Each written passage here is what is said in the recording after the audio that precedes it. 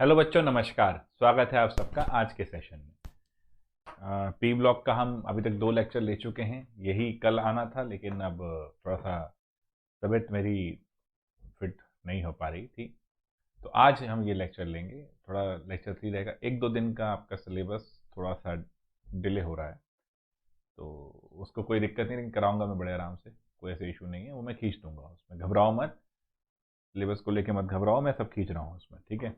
यहाँ तक हम कर रहे थे, nitrogen is restricted to a maximum covalency of 4। देखो बेटा, सिर्फ 4 ऑर्बिटल इसके पास हैं, है ना, एस और पी। तो हम आप अगर ध्यान से सोचें तो ये कोवेलेंसी भी 4 की दे सकता है। ऑक्सीडेशन नंबर ये 5 का दे देगा। कोवेलेंसी यानी देखो, number of electron surrounding an atom जो होते हैं उन्हें कोवेलेंसी कहा जाता है। नाइट्रोजन के सराउंडिंग में 4 ही इलेक्ट्रॉन रहेंगे। तो इस हिसाब से अगर देखा जाए तो नाइट्रोजन की कोवेलेंसी 4 रहेगी, क्योंकि only 4 orbital are available for bonding. मेरे साथ फिर वैसे याद करते चलिए। So nitrogen is restricted to a maximum covalency of 4 since only 4 orbitals are available for bonding. So इसमें क्वेश्चन क्या बना, why nitrogen shows a maximum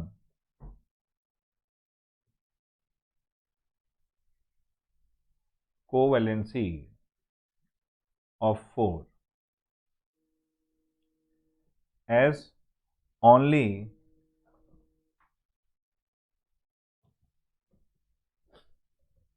4 orbitals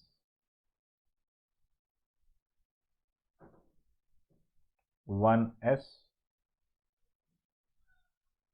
and 3 p are available for bonding. So it will show only 4 maximum covalency of 4। ठीक है बेटा, तो ये ध्यान रखना। तो ये क्वेश्चन रहा, अगर पूछा जाता है तो इस तरह से आंसर एनसीईआरटी बेस्ड ही आना है, तो इसमें कोई ऐसी बात नहीं। The heavier element have vacant d orbital and obviously they can expand their octet। वो अपना ऑक्टेट एक्सपेंड कर सकते हैं। भाई वेकेंट डी ऑर्बिटल है, किसी बच्चे के माइंड में अभी भी अगर कोई दुविधा है कि भाई कैसे आप वेकेंट डी ऑर्बिटल बता रहे हो, देखो बेटा, नाइट्रोजन की इलेक्ट्रॉनिक कन्फिग्रेशन लिखो, 1s2 2s2 2p3। Highest N हमारा 2 मिल रहा है इसमें, है ना, तो हाईएस्ट एन मिल रहा है 2। अगर एन 2 है तो एल कितना आएगा, एल होगा 0 और 1, तो एल होगा एस और पी, है ना। तो हमारे पास जो ऑर्बिटल रहेंगे वो होगा 2s और 2p, 2s और 2p। तो अब एक चीज देखो, क्या इसमें d ऑर्बिटल है? नहीं है। अरे भाई, वैसे भी अगर आप देखो, अगर n2 है तो l तो 0 और 1 ही रहेगा, because l can never equal n। l की वैल्यू क्या होती है, 0 टू n-1। तो अगर मेरे पास n वैल्यू ही 2 है, यानी शेल नंबर 2 में ही है ये, तो ये बहुत ऑब्वियस सी बात है कि ये क्या शो करेगा, ये खाली 0 और 1 शो करेगा, तो s और p। तो नाइट्रोजन के पास वेकेंट डी ऑर्बिटल नहीं है। इसके बाद क्योंकि 3 आ जाएगा, शेल नंबर 3 आ जाएगा, तो फिर आपके पास डी ऑर्बिटल आ जाएगा, फिर वो चीज़ आपकी चलती चली जाएगी, है ना। तो अब वो लोग शो कर सकते हैं। अगर आप देखेंगे कि हाँ, अगर आप देखेंगे कि फॉस्फोरस है और ये सब हैं, तो इनके आउटर मोस्ट अगर हम बात करें तो इनके पास वेकेंट डी ऑर्बिटल है, बिकॉज इनकी जो सबसे लास्ट शेल है वो 3 है। तो 3 होने पर क्या हो रहा है बच्चों, जरा ध्यान से देखना, फोकस करो, थोड़ा सा कॉन्सेप्ट बिल्ड होगा।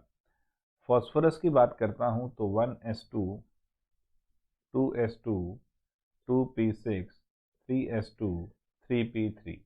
हाईएस्ट एन देख मेरे बच्चे, 3 है, तो हाईएस्ट एन 3 है, तो इसका मतलब एल कितना हो जाएगा, 0 1 2।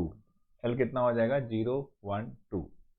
तो s p d, now we have this vacant d orbital. तो जैसे जैसे ग्रुप में नीचे आ रहे हो, वैसे वैसे वेकेंट डी ऑर्बिटल अवेलेबल हो रहे हैं, और as vacant d orbital available हो रहे हैं तो they can expand their octet and form different bonds. ठीक है गाइस, तो यहाँ पर आई थिंक कोई दिक्कत तो नहीं। So this is how what we can understand about this, कि as we move down the group addition of vacant d orbital can definitely allow these elements to expand their octet. So guys बहुत easy है, अगर आप यहाँ देखो बच्चों कि n के पास vacant d orbital नहीं है, p के पास vacant d orbital हैं, so p can expand their octet। और ऐसे नीचे आते जाओगे तो as number of n ये बढ़ता जा रहा है तो chances of expansion of octet ये बढ़ गया होता जा रहा है। ठीक है बच्चों, यहाँ तक कोई दिक्कत तो नहीं।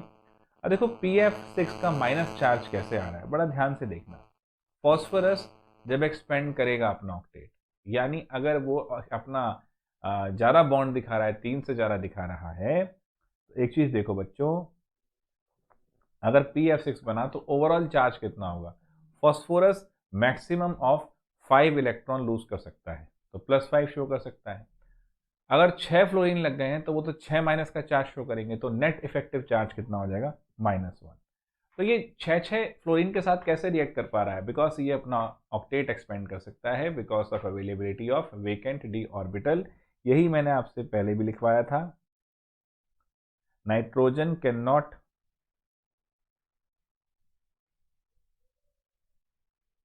exhibit pentavalency while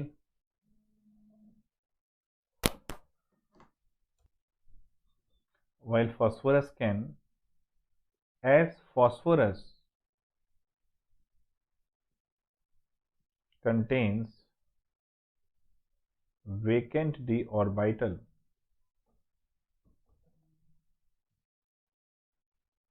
while nitrogen उसके पास कोई वेकेंट डी ऑर्बिटल नहीं है, तो वो नहीं कर सकता। So I hope this is clear to everyone. तो बच्चों यहाँ पर हमने ये चीज़ देख ली है, कोई दिक्कत तो नहीं। चलिए, मतलब बेसिकली आप अगर देखो बच्चों, समझ में आ रही है ना। देखो आज थोड़ा एनर्जी कम है, थोड़ा तबीयत ऐसी है, बट आई बिलीव कि आप सब लोग इससे कॉरस्पॉन्ड कर पाओगे, इससे लिंक कर पाओगे। मेरी एनर्जी कम है तो अपनी बढ़ाओ आज, कोई दिक्कत नहीं। इसको ध्यान से नोट्स बनाओ लिख के, तभी कुछ हो पाएगा। ठीक है, अब देखो एनॉमलस प्रॉपर्टीज ऑफ नाइट्रोजन। हमारे ना भाई बैक में हो रहा है बहुत।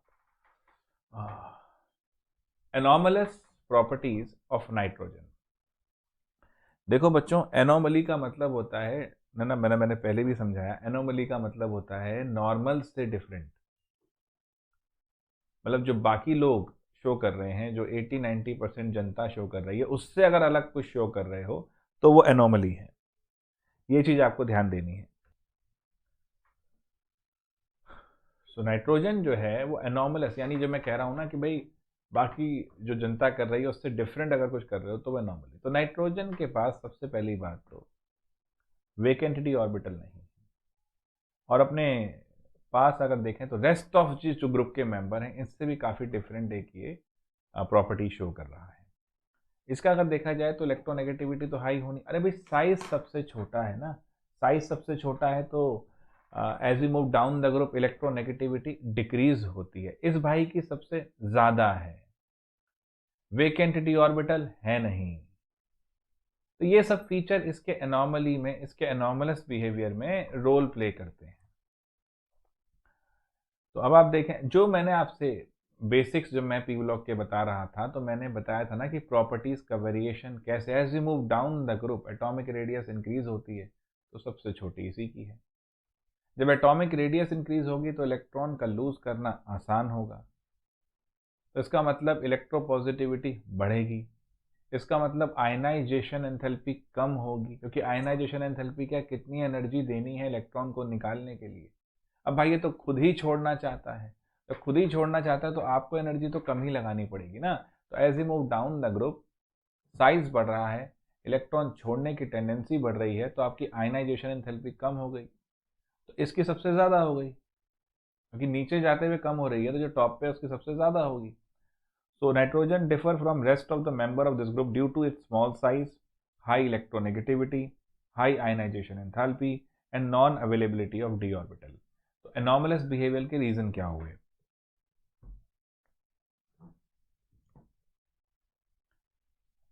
लिखिए मेरे साथ, causes of anomalous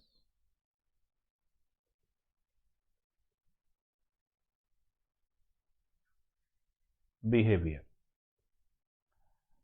नंबर 1, सबसे ज्यादा साइज स्मॉल है। और एनॉमलस किसका है बेटा? नाइट्रोजन। देखो हर ग्रुप का पहला एलिमेंट अपने ग्रुप के बाकी एलिमेंट से इतना नहीं मिलता, थोड़ी प्रॉपर्टी डिफरेंट शो करता है। ये जो डिफरेंट प्रॉपर्टी शो करता है बच्चों, इसी को बोलते हैं एनॉमलस बिहेवियर, एनॉमली, है ना, डिफरेंट कर रहा है तो एनॉमली। तो स्मॉल साइज, अब साइज स्मॉल है तो अब देखो इलेक्ट्रॉन लूज करना मुश्किल हो रहा है। नीचे आते हुए देखो, नीचे आते हुए साइज बढ़ेगा तो इलेक्ट्रॉन का लूज करना आसान होगा, लेकिन जो टॉप का एलिमेंट है उसका साइज छोटा है तो उसको इलेक्ट्रॉन लूज करना मुश्किल है इन कंपैरिजन टू अदर। हम रिलेटिव टर्म में बात करते हैं, इन कंपैरिजन टू अदर। अब इन कंपैरिजन टू अदर का मतलब क्या हुआ बच्चे, कि अगर हम ध्यान से देखें तो आयनाइजेशन एंथैल्पी सबसे ज्यादा नाइट्रोजन की हो गई, तो हाई आयनाइजेशन एंथैल्पी। सुनते जाना आराम से, पढ़ो आराम से। देखो बेटा, ठीक है बीमारी मतलब थकान कुछ भी किसी वजह से बॉडी में एक हुआ, सब कुछ हुआ, बट स्टिल हम रुकेंगे नहीं, हमें करना है। कुछ भी हो रहा है तुम्हें करना है, ठीक है। 11 फरवरी को सिलेबस खत्म हो रहा था, 13 को हो जाएगा, उसका इशू नहीं है। वो मैं पूरा आपके साथ लगाऊं, इसीलिए मैं आज की छुट्टी नहीं ले रहा हूँ। I really want to wind up, at least को 15 खत्म करेंगे आज, जितना होगा उतना करो। हैंड रिटन नोट में तुम्हें बार बार कह रहा हूँ, मैंने पहले भी ग्रुप में बोला, सबसे पहले देखो बेटा, सीधा ही मैं स्पून फीडिंग कर दूंगा तो नमस्ते हो जाएगी तुम्हारी, तुम ग्रो नहीं कर पाओगे। व्हाट आई वांट कि पहले तुम ध्यान से एनसीईआरटी पढ़ रहे हो मेरे साथ, तुम भी पढ़ो, अपने नोट्स खुद बनाओ, फिर तुम्हें अपने वाले नोट्स डाल दूंगा, मैं आपके ग्रुप में भी डाल दूंगा, मैं टीम को बोल दूंगा, लेकिन पहले खुद तो बना लो। मेरे ही आ गए तो फिर तुम अपने नहीं बनाओगे भैया। तीसरी बात, डीपीपी को लेकर समस्या है। मैंने कहा था संडे तक, इस संडे तक मैं अपने पूरे लेक्चर्स जो मैंने स्टार्टिंग में सॉल्यूशन से दिए हैं, सॉलिड स्टेट के भी दिए हैं, सारे क्लासरूम के मेरे जो मैंने डीपीपी दिया है, जो भी दिया है, उस सबको बैठ के देखूंगा। अनफॉर्चुनेटली मेरे हुए दर्द पीछे भैया, बहुत ज़्यादा बैक में पेन है मेरे इस समय, सब स्ट्रेन है बहुत ज़्यादा मेरे को, because of continuous many classes. ये हो सकता है, कोई ऐसा इशू नहीं। तो I will do it, I am trying very hard कि वो आपका पूरा स्ट्रक्चर बन जाए। सारे लेक्चर जो कुछ बच्चों ने बोला नहीं खुल रहे थे वो भी मैं देख लूँ, फिर मैं टीम से बात करके वो हुआ क्या है, मे बी डीपीपीज के सॉल्यूशन और इन चीज़ों में थोड़ा बहुत इशू रहा है, वो मैं सॉर्ट आउट कर रहा हूँ। तो परेशान मत होना, दुखी मत होना, सब चीज़ देख रहा हूँ। और देखो बच्चों, समटाइम्स जैसे as a teacher I am more worried about classes, I am more worried about these things. और भाई ऑनलाइन में हम भी अब तक तो ऑफलाइन में चलते थे, ऑनलाइन में हमारे लिए भी है, तो many things we need to understand. And उस पे सोने पे सुहागा ये है कि कोरोना का पीरियड चल रहा है और दिल्ली जो हमारा ऑफिस है वहाँ तक पहुँचूँ कैसे, मैं नोएडा हूँ और मेरे ही तरफ का बॉर्डर ब्लॉक हो रखा है। तो काफ़ी समस्याएं हैं जो थोड़ा फंस जाती, नहीं तो मैं वहाँ जाके जल्दी सीख के खुद कर पाता चीज़ों को। तो अब वही है, चीज़ें थोड़ा सा इसलिए हो गया, बट संडे तक मैं वो भी कर रहा हूँ, जितना मैं कर पाऊंगा, तुम उसको घबराओ मत। हमने आपसे जो प्रॉमिस किया था कि आपके बोर्ड का सारा सिलेबस अच्छे से होगा, उसके बाद 12th का जेई का और कंपटीशन होगा, यही चीज़ मैंने भी आपको बोली है और पूरी जान से लगा हूँ। ध्यान रखो बोर्ड के लिए हर चैप्टर को पूरी डिटेलिंग के साथ। अब कोऑर्डिनेशन ध्यान से देखो, अगर पहले लेक्चर से लास्ट तक देखते हो, सारे क्वेश्चन ध्यान से करते हो, एक एक एनसीईआरटी के सवाल और लाइन के साथ कराया, बिकॉज मेरा सिद्धांत है और मैं जानता हूं कि इनऑर्गेनिक केमिस्ट्री एनसीईआरटी से की जाती है। उसके साथ में अपने पॉइंट ऐड करता हूं, लेकिन वो सबसे जरूरी है। तो फॉलो दिस रिलीजियसली, इसमें कोताही ना बरतो भाई। और परेशान बिल्कुल मत हो, मैं बार बार कह रहा हूं। मुझे मालूम है जेई फरवरी का 22, और मैंने ही कहा है आपसे कि फरवरी वाला भरिए, चारों भरिए, क्योंकि अभी आपने जो एनसीईआरटी, कई बच्चों के मैसेज आ रहे हैं कि सर हमारे प्री बोर्ड बहुत शानदार हो गए, आपने जो बोला वैसे करने। मैं कभी किसी प्रूफ में यकीन नहीं रखता, मैं बच्चों साफ बताता हूँ, आपने खुद भी देखा, मैं कभी नहीं बोलता कि ऐसे ऐसे ऐसे 20 सालों में जो बच्चा रैंक लाया वो अपनी मेहनत से लाया, उसने फॉलो किया है, मेरा काम गाइड करना था, वो मैंने किया है, बट उसकी सफलता का क्रेडिट उसके पास है, मेरे पास नहीं है। वैसे ही आप मेहनत कीजिए, आप रैंक निकालिए, मुझे क्रेडिट से कोई मतलब नहीं, आप मेहनत कीजिए बस। बच्चों, स्ट्रांग तभी बनोगे। एनसीईआरटी की लाइन बाय लाइन आपको लेके चल रहा हूँ, इससे क्या क्वेश्चन बन सकता है वो लिखवा रहा हूँ, उसके ऊपर मेंस वगैरह में क्या आता है वो बता रहा हूँ, तो घबराओ मत, है ना। तो वो सब चीज़ लेके चल रहा हूँ, लेकिन ठीक है भाई, अब एफर्ट बहुत देने से हम भी कोई शारीरिक रूप से बहुत बलवान नहीं है, तो दिक्कत हो जाती है शरीर में, हो गई हल्की सी, तो सब परेशान मत हो, मैं करा रहा हूँ सब चीज़ें। तो अब देखते जाओ बड़े मजे से। Nitrogen differ from rest of this member due to, ये सब बता दिया। Nitrogen has unique ability to form p pi multiple bond with itself, और मैंने आपसे कल वाले लेक्चर में बताया था कि नाइट्रोजन पी पाई क्यों कर सकता है, क्योंकि एक्चुअली इसका 2p ऑर्बिटल है। जितना हम ये कहें कि आकार छोटा है, उतना ओवरलैपिंग, उतना अपने आप से जुड़ने में आसानी होती है। तो 2p पाई बना लेता है, लेकिन बाकी एलिमेंट्स के पास बड़े ग्रुप हैं, 3p टाइप के, तो उनको ये बनाने में तकलीफ होती है। तो ये एक चीज़ ध्यान रखिए, क्योंकि साइज बढ़ गया तो वो इफेक्टिवनेस नहीं आई, तो ये मल्टीपल बॉन्ड बनाता है अपने साथ, बाकी नहीं बनाते, है ना। जो है पी पाई नहीं बनाते, वो फिर क्या कर लेते हैं, ये सारे के सारे, देखो ध्यान से, यहां देखना, heavier element do not form p pi bond as their atomic orbital are so large। देखो ये लैंग्वेज आ गई, ये heavier element of this are so large that they cannot diffuse and they cannot have effective overlapping। जो मैंने कल ही बताया था वही चीज आ गई। अब इसको दोबारा नहीं लिखवा रहा कि लिखी हुई है, heavier element of this group do not form,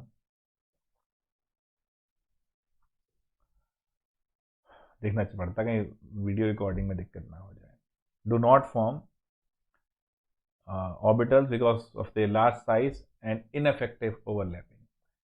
So nitrogen is a diatomic molecule with triple bond. Consequently, its bond enthalpy is very high, 1.4 kilojoule per mole. On the contrary, phosphorus, arsenic and antimony form single bond, while bismuth form metallic bond in elemental state। क्योंकि bismuth है ही metallic ना भाई, कल ही हमने देखा था कि as we move down the group, metallic character increases। तो bismuth तो metal है, अब मेटल है तो मेटालिक बॉन्ड बनाएगा, pretty simple, isn't it? However, the single NN bond is weaker than the single PP bond because of high interelectronic repulsion of non-bonding electron। अब देखो बेटा, सिंगल NN, ध्यान से लाइन फिर पढ़ो, NN bond is weaker than the single PP bond।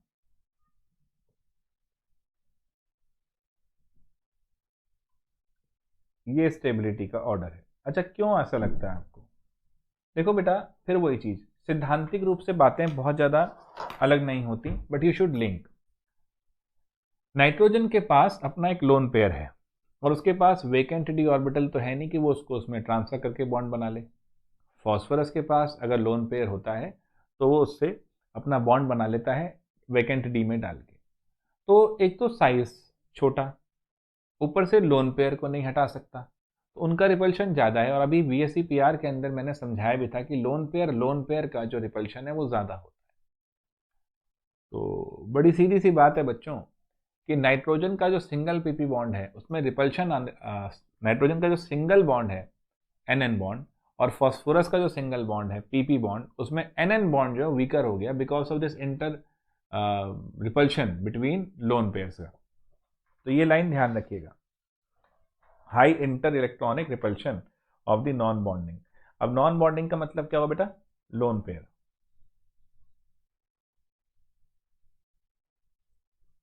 Done है।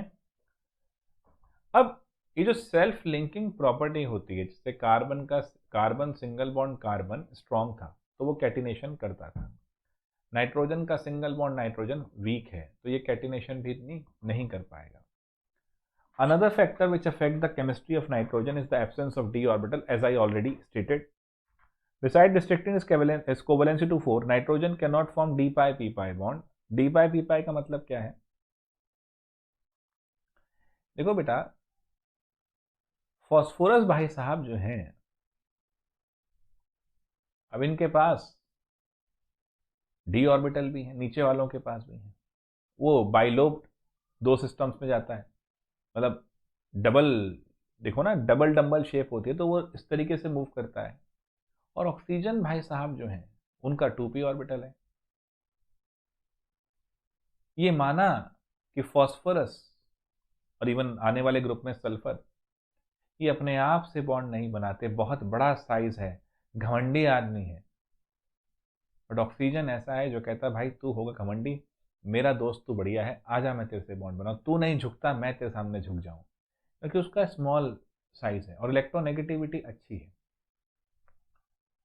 तो phosphorus इस चैप्टर में और इस ग्रुप में और अगले ग्रुप में सल्फर, इनके बॉन्ड बढ़िया बनते हैं ऑक्सीजन से। तो अब इनका डी, उसका पी, तो डी पाए पी पाए ओवरलैपिंग, मतलब बेसिकली अगर मैं देखूं तो ये इसका और इसका इस तरह की ओवरलैपिंग है। अब नाइट्रोजन डी पाए पी पाए क्यों नहीं करता भाई, डी ऑर्बिटल ही नहीं है इस पे, कॉमन सेंस की बात। अब मैं चॉपर क्यों नहीं उड़ा सकता, हेलीकॉप्टर, अरे है ही नहीं अपने पास, कहां से उड़ा लेंगे। तो वही, अब डी ऑर्बिटल तो है नहीं तो काहे का डी पाई पी पाई कर लेगा वो, तो बस कॉमन सेंस की बात है ये। तो वो बना लेते हैं, बाकी ये नहीं बना पाता, इसलिए देखो तो R3P डबल बॉन्ड ओ बन रहा है, ठीक है, R3P डबल बॉन्ड CH2 बन रहा है। और ये ऑर्गेनिक में जेई वाले के अंदर हम विटिक रिएक्शंस पढ़ेंगे, वहां पर भी काम आएगा, अभी तुम्हारे बोर्ड में तो था नहीं इसलिए हमने देखा ही नहीं उसको। Phosphorus and arsenic can form d pi bond also with transition metal when their compound like this act as a ligand। देखो बेटा, जब ये बन गए तो इनका लोन पेयर, मतलब बेसिकली इलेक्ट्रॉन डेंसिटी ज्यादा है इनके पास। अब बेंजीन है उसके पास इलेक्ट्रॉन डेंसिटी अच्छी खासी है। तो दीज आर बेसिकली लीगेंड्स, क्योंकि इलेक्ट्रॉन रिच जो होते हैं वो लीगेंड्स होते हैं, already explained in coordination compound. अब यहां पर आएगा रिएक्टिविटी टुवर्ड्स हाइड्रोजन। हाइड्रोजन से ये आराम से रिएक्ट करते हैं, बट इनमें एक चीज ध्यान रखना,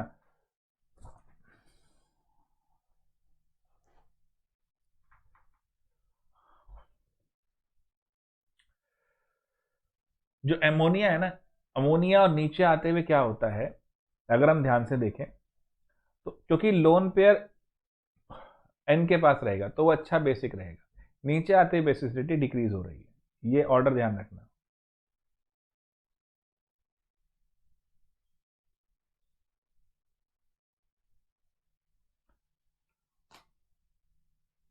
अब रिड्यूसिंग एजेंट यहां पर BiH3 अच्छा रहा, क्यों भाई, नीचे आते जा रहे हो एटॉमिक साइज बढ़ रहा है, ये हमेशा ध्यान रखना, जितने भी हाइड्राइड बनाओगे नीचे आते जाओगे एटॉमिक साइज बढ़ेगा, एटॉमिक साइज बढ़ेगा तो बॉन्ड लेंथ बढ़ेगी इसके एलिमेंट की H के साथ, तो फिर H का निकलना आसान होगा, ये चीज ध्यान रखिएगा। तो इसी वजह से BiH3 strongest reducing agent, size का यहाँ पर इशू आता है। Reactivity towards oxygen, all these element form two types of oxide, E2O3 and E2O5। Nitrogen के भी इसी तरीके से आएंगे, हेलोजन बना दिया इसमें NF3 is known to be stable, ध्यान रखिएगा, और अभी बताएंगे भी क्यों ऐसा हो रहा है। अब इसमें एक लाइन जरा ध्यान रखिएगा बच्चों, जरा एक बार पढ़ लेता हूँ पूरा, आपको भी रहेगा, क्योंकि अभी मैं आपको हाइड्रोलिसिस बताने वाला हूँ NF3 और PF3 के केस में। फिर NF3 में और PF3 में कौन हाइड्रोलाइज हो सकता है। अब देखो ध्यान से, हाइड्रोलाइज होने का मतलब हो गया पानी से बॉन्ड कौन बनाएगा। अब नाइट्रोजन के पास तो वेकेंट डी ऑर्बिटल है नहीं, फॉस्फोरस के पास है, तो फिर भी वो OH को अपना, क्योंकि वेकेंट डी ऑर्बिटल है का मतलब क्या है, डेफिशिएंस, मतलब देखो हमेशा से कहता रहा हूं मैं आपको, मैंने वहां भी समझाया कोऑर्डिनेशन में कि अगर वेकेंट डी ऑर्बिटल हैं तो आपके पास जगह है जहां आप इलेक्ट्रॉन ले सकते हैं। सुनिए फिर से, अगर वेकेंट डी ऑर्बिटल हैं तो आपके पास जगह है जहां आप इलेक्ट्रॉन ले सकते हैं, और जब आप इलेक्ट्रॉन ले सकते हैं मेरे भाई, ध्यान से सोचिएगा, तो आप लुईस एसिड हो सकते हैं, लुईस एसिड हो सकते हैं ना। तो तो अब फॉस्फोरस भाई साहब जो हैं वो PF3 के अंदर वेकेंट डी ऑर्बिटल लेके बैठे हैं, तो वो तो फिर भी एक्सेप्ट कर सकते हैं वाटर के लोन पेयर, तो हाइड्रोलाइज हो सकता है। NF3 नहीं हो सकता, अभी लिखवा दूंगा इसको। तो पहली बात तो ये ध्यान रखिए कि नाइट्रोजन पेंटाहेलाइड नहीं बनाते। अब देख लो, this elements react to form two series of halides EX3 and EX5, यानी ट्राइहेलाइड्स and पेंटाहेलाइड्स। Nitrogen does not form pentahalide due to non-availability of vacant d orbital. Already explained. Pentavalency show नहीं करता, vacant d orbital नहीं है, कहां से करेगा? Pentahalides are more covalent than trihalides due to the fact that in pentahalide +5 oxygen state exist only in case of, ठीक है। Basic बात ये है ना बेटा, अगर आप एक चीज सोचो, अरे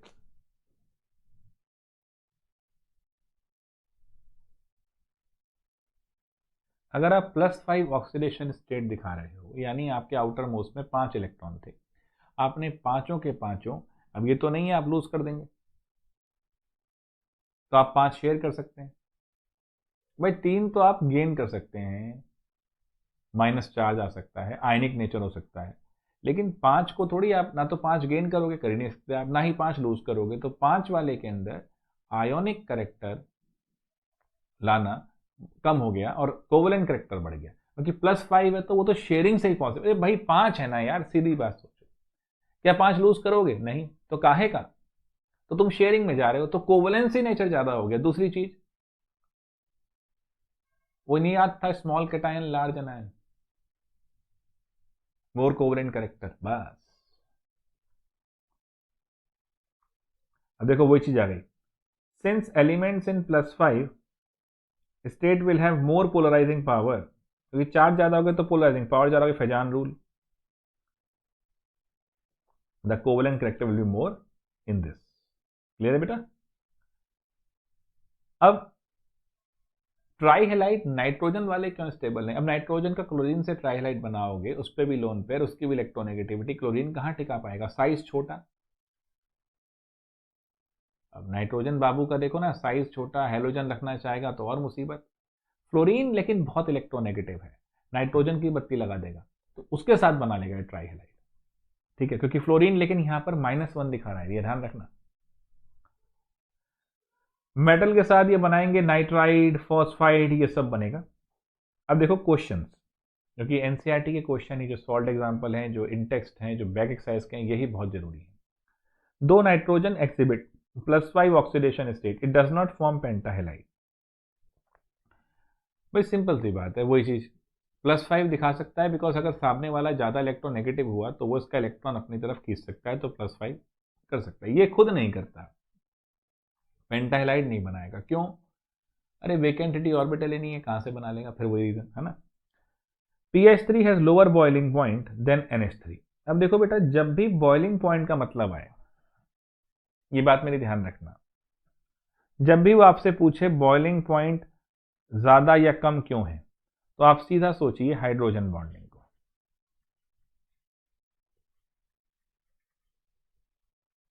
सीधा आपका ध्यान जाना चाहिए, ये ध्यान रखिएगा, ये हर तरह की ट्रिक होगी एक तरह की, कि जब भी वो आपसे पूछे बॉइलिंग पॉइंट, तो पोलैरिटी पे आ जाओ, पोलैरिटी है नहीं इसमें, और फिर आ जाओ हाइड्रोजन बॉन्डिंग में।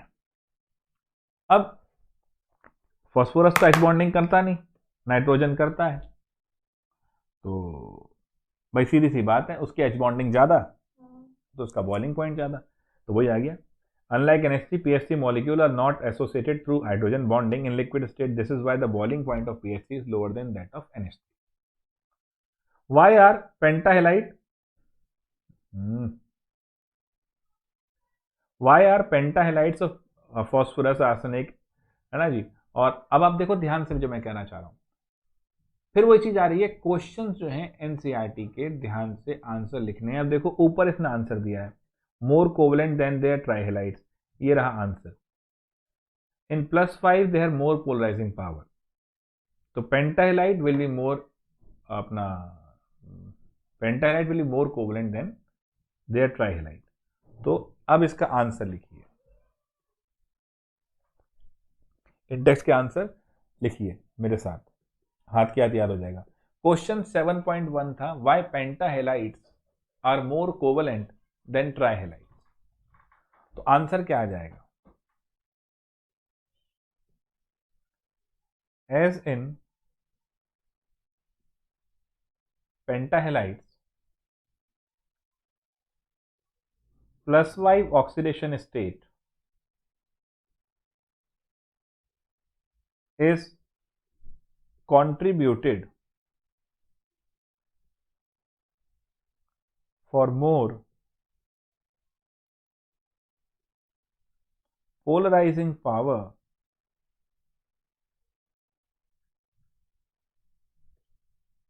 than in +3 oxidation state. So,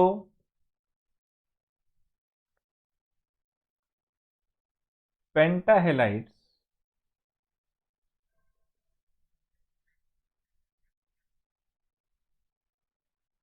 are more covalent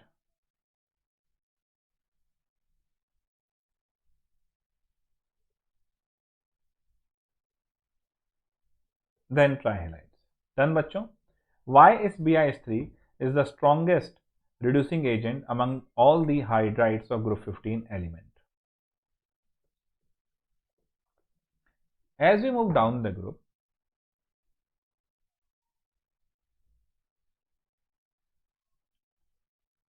as we move down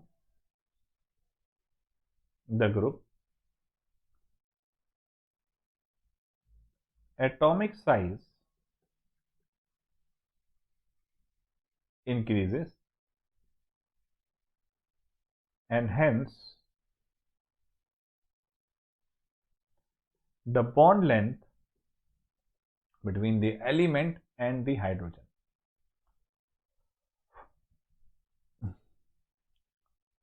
So, BiS3 is the strongest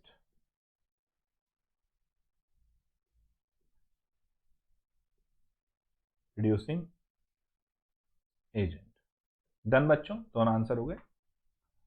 dinitrogen की प्रिपरेशन पे आते हैं। सबसे पहले तो बेटा अगर आप देखो तो अमोनियम नाइट्रेट को हीट कर लो लेबोरेटरी में, NH4NO2 इसे हीट कर लिया तो H2O बाहर हो जाएगा भाई, NH4NO2। देखो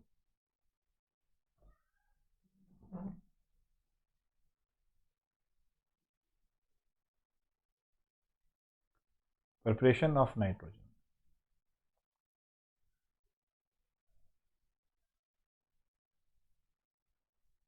हीट कर लिया, अब क्या होगा जी? अब O2 मत लगाओ, सिर्फ हीट का साइन लगा लो, बहुत इजी हो जाएगा तुम्हारे लिए, बैलेंसिंग की भी दिक्कत नहीं। तो 2H2O और N2 बेसिकली हीट करके वाटर निकाल दिया, खत्म। So dinitrogen is produced commercially by the liquefaction and fractional distillation of air, वो तो बचपन से ही पता है, कक्षा 9 से।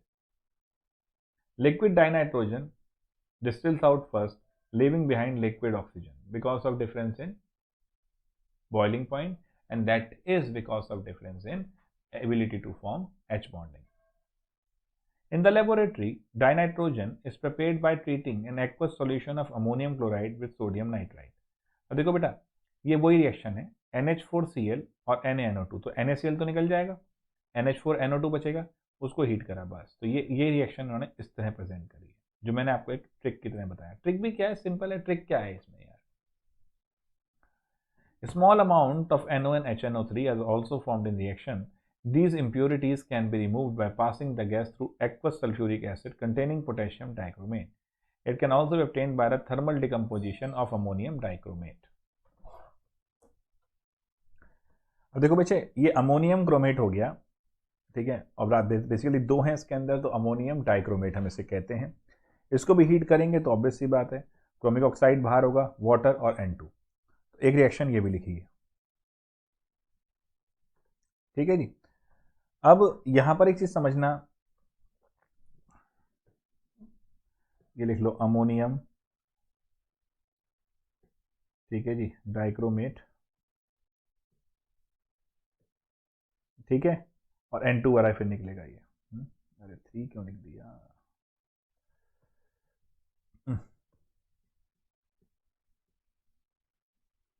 हीट कर दिए N2 Cr2O3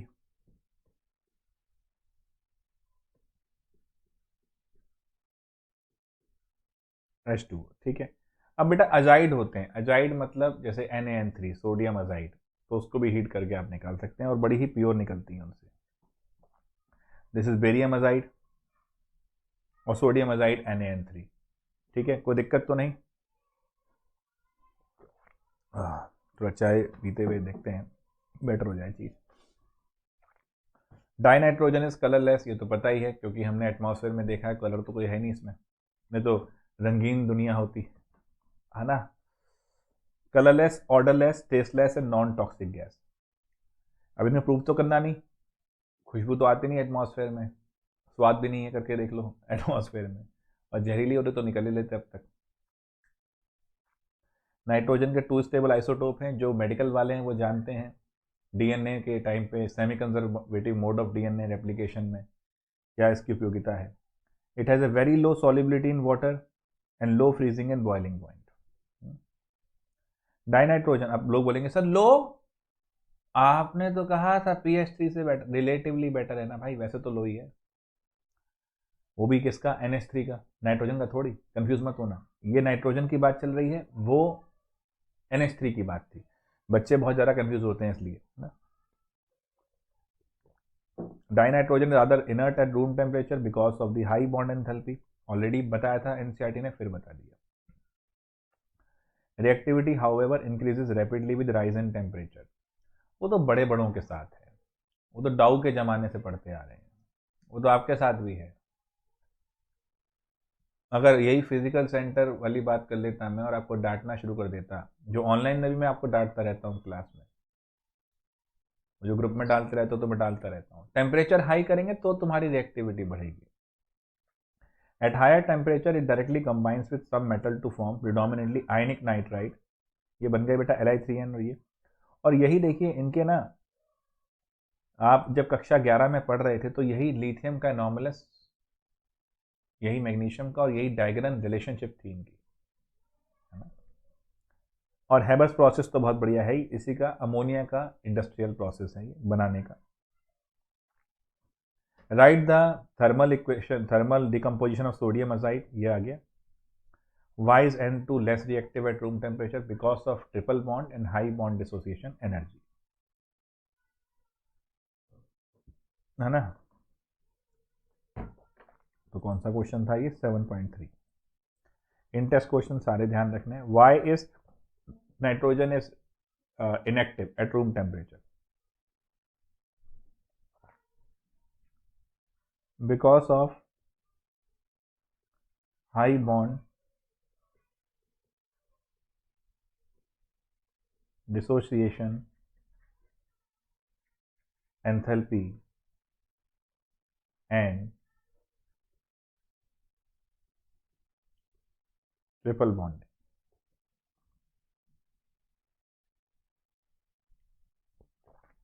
अब हाई बॉन्ड डिसोसिएशन एंथैल्पी कितनी है बेटा, 941.4 किलो जूल पर मोल, ये लिख देना है इसके साथ, फुल मार्क्स मिल जाएंगे। Ammonia, ammonia is present in small quantity in air, organic matter है, ठीक है, और डिके ऑफ ऑर्गेनिक मैटर यानी यूरिया से निकलती है ये, है ना जी। 10th में पढ़ा था बच्चों, अमोनियोटैलिक, यूरियोटैलिक, यूरिकोटैलिक। हम अपनी बॉडी से नाइट्रोजन को किस तरीके से बाहर करते हैं। फिशेस के पास पानी ज़्यादा होता है तो वो in the form of ammonia करते हैं, ह्यूमंस के पास पानी कम है तो in the form of urea, और birds in the form of uric acid. तो जिस तरह निकालते हो, यानी देखो कम अमोनिया को घुलाने के लिए, क्योंकि अमोनिया की सॉल्युबिलिटी थोड़ी सी वेरी कर रही है, तो कम के लिए ज़्यादा पानी चाहिए, तो ज़्यादा मछली की जो है पानी में ही है, तो उसके लिए ईजी है ये। हम तो पानी पीते हैं तो निकालते हैं, तो हम यूरिया में कन्वर्ट करते हैं इस चीज़ को, ऑर्निथिन साइकिल बायोलॉजी वाले जानते हैं। और फिर बर्ड्स तो बेचारे और भी चोच में कितना पानी पी लेंगे, थोड़ी पूरी पानी की बोतल पी जाएंगे, नहीं, और कम तो यूरिक एसिड, कभी आप पे गिरा भी होगा वो। तो अमोनियम सॉल्ट डिकम्पोज होंगे तो small scale, but large scale के ऊपर बात होती है वो ये है। ठीक है, अब देखो बेटा, ये जो पहली लाइन है, in accordance with Le Chatelier principle, now look at this, N2 gas, 3H2 gas, 2NH3 gas. आप जब प्रेशर बढ़ाते हैं तो ज्यादा भीड़ से कम भीड़ की तरफ रिएक्शन मूव करती है, according to Le Chatelier principal.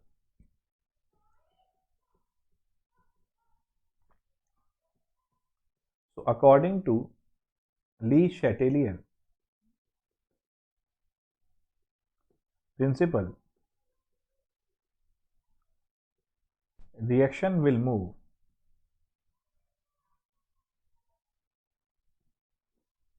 from more crowded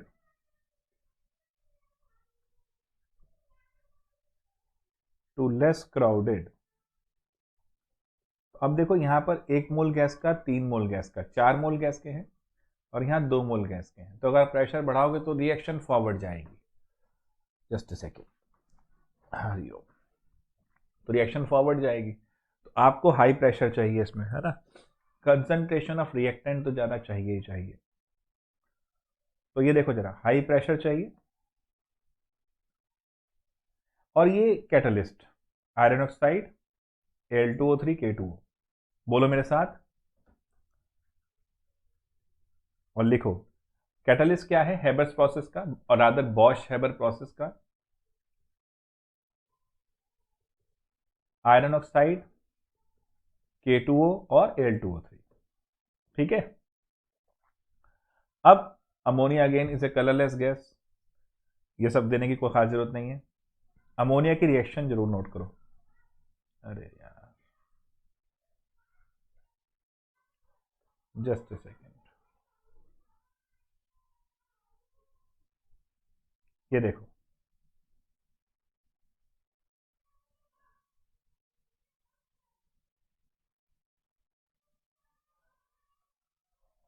तो ZnSO4 को जब NH4OH में डाला, Zn आराम से ले जाएगा OH को और NH4 बनेगा। ठीक है, अमोनियम सल्फेट, और इसको डाला तो ये बना NH4Cl, और फिर जब आपके सॉल्ट बनने इनको तो आप तोड़ सकते हो। तो जिंक हाइड्रोक्साइड वाइट है, ये ब्राउन है। द प्रेजेंस, अब ये देखो, ये कक्षा 11 में आपने पढ़ा भी था, अमोनिएटेड सॉल्यूशन में अल्कली मेटल और अल्कलाइन अर्थ मेटल भी ब्लू कलर देती हैं। और वो क्या है, और देखो अभी आपने कोऑर्डिनेशन में मेरे साथ पढ़ा है कि अमोनिया एक लिगेंड है क्योंकि लुईस बेस है because of the presence of lone pair.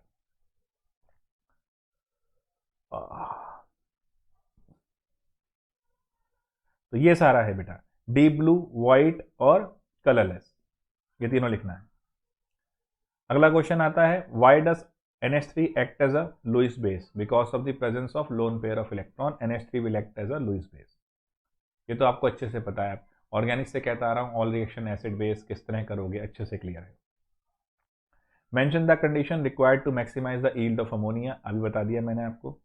How does ammonia react with the solution of copper, ये रहा, है ना। तो ये दोनों भी हो गए, पॉज करो, इनके आंसर खुद लिखो।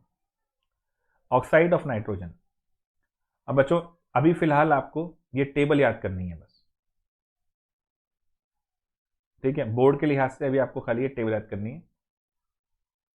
और ये वाला रेजोनेटिंग स्ट्रक्चर अभी जेई वाले सेशन में इसमें खेलेंगे। Why does NO2 dimerise, question पे अगर देखते हैं तो NO2 contains odd number of valence electron. भाई देखो, जब भी ऑड होगा तो रिएक्टिविटी का चांस होगा, डाइमराइज करके वो उसको इवन कर लेगा तो रिएक्टिविटी कम हो जाएगी। उसके बाद it behaves as a typical odd molecule on dimerization converted to stable N2 for even number of covalence, सही बताया था मैंने आपको, 4 रहेगी मैक्सिमम। ठीक है, नाइट्रिक एसिड के ऊपर और ज़्यादा ज्ञान देना है मुझे आपको, बट उससे पहले मैं क्वेश्चंस पे आ जाऊँ इसके ना।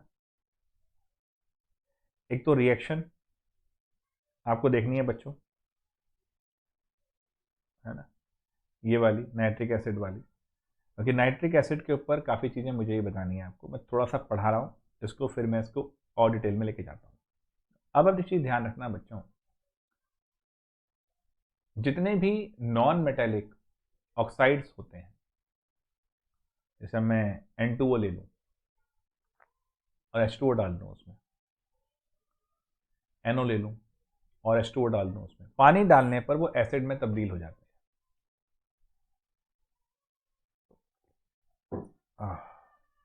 ठीक है, उस पर भी हम अब बात करेंगे, लेकिन ये बात कर लेंगे अब मैं अगले लेक्चर में, थोड़ा सा पेन और बेटर हो जाए मेरा। ठीक है, अभी जो पढ़ाया है वो क्लियर है पूरा। अभी हमने ये टेबल आपको याद करने के लिए बोली हैं दोनों, ये रिएक्शन बताई हैं, सारे क्वेश्चन बताए हैं, प्रॉपर्टीज़ को डिस्कस किया है, बनता कैसा ये बता दिया है। अब नाइट्रिक एसिड है, फॉस्फोरस के एलोट्रॉपिक फॉर्म है, जो कि बहुत आसान है, वाइट, रेड और ब्लैक, बट उनके ऊपर चीज़ें और भी हैं वो बताऊंगा। HNO3 की रिएक्शंस कैसे आ रही हैं ये बताऊंगा, और फिर क्वेश्चंस आएंगे। देखो आगे ना वाइट, रेड, और कल वैसे बताया था, देखो मैंने वाइट वाला ना आपको, ये रहा वाइट फॉस्फोरस, 60 डिग्री का एंगल। फिर फॉस्फीन की बात करेंगे, ये रिएक्शन बहुत इंपॉर्टेंट है, ये वाली सोडियम हाइपोफॉस्फाइड की। फिर ये ट्राइहेलाइड उसके ऊपर रहेगा। ठीक है, एक मैं चीज़ यहाँ पर ज़रा बताना चाहता हूँ, ध्यान दीजिएगा।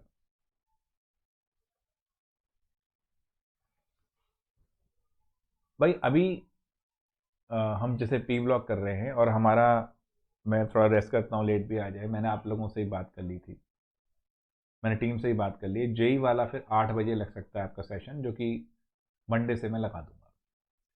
एक रिवीजन सेशन आना है मंडे से। अब मैं ये प्लान कर रहा हूँ कि रिवीजन सॉलिड स्टेट से ही शुरू करूँ, पहले चैप्टर से। ये अब चलता रहेगा, मेरा पी ब्लॉक चल रहा है, ये सब चल रहा है, ये करते रहना। बट रिवीजन सेशन में आपके वीडियो आएंगे, क्वेश्चंस आएंगे, और डीपीपी वाला भी आपके साथ में देख लूँगा। थोड़ा सा बच्चों 2 दिन मेरा मामला डिस्टर्ब हुआ है ये, बिकॉज ऑफ सीवियर बैक एक, मेरा बैठने में ज़्यादा दिक्कत हो रही है, इसके लिए मैं माफ़ी चाहता हूँ कि 2 दिन डिले हुआ है। मेरा जो सिलेबस ख़त्म होना था 11-12 के आसपास, वो अब जाएगा 13-14 तक, अगला वीक जाएगा, है ना। इसके लिए मैं माफ़ी चाहता हूँ, 2 दिन डिले हुआ है। ठीक है, लेकिन कोई नहीं, कराऊंगा बढ़िया से। देखो फीस तो जल्दीबाजी में दूँ, लेकिन अब इससे ज़्यादा अलाउ नहीं हो रहा। ठीक है, तो मैं थोड़ा सा और आज रेस्ट कर लेता हूँ, मैं टीम से बात करता हूँ। अगर मैं कल बैटर होता है तो संडे की छुट्टी वाले दिन भी आपको मैं एक वीडियो दे दूंगा, नहीं तो मंडे को 2-3 लगा दूंगा। डॉक्टर इस कि थोड़ा रेस्ट करोगे तो मसल पे जो ये आया है हल्का सा पेन, ये ठीक हो जाएगा, मसल स्पाज़म में। सो कोई नहीं, hopefully I will get better by tomorrow, and definitely will start with that energy. आज थोड़ी एनर्जी कम रही, आपको एनर्जी कॉम्प्लीमेंट करके ये लेक्चर पूरा करना है। प्रॉपर्टीज़ पूरी करो, मेटलर्जी में रिफाइनिंग जरूर पढ़ लो एक बार, बाकी मैं हॉल हेरोल्ड प्रोसेस और रिफाइनिंग के ऊपर डालता हूँ। डीपीपी को लेके जो भी आपके गिले शिकवे हैं वो भी खत्म हो जाएंगे। ठीक है, बिकॉज जो वैसे चल रहा है वो नॉर्मल अब हो जाएगा, घबराओ मत उसको। ठीक है, ये आज जरूर पूरा करो। ठीक है, एच बॉन्डिंग, नॉर्मलस, ये सब बताया, तो ये ध्यान रखो। ठीक है बेटा, चलो आज की सभा यहाँ रोक लेता हूँ।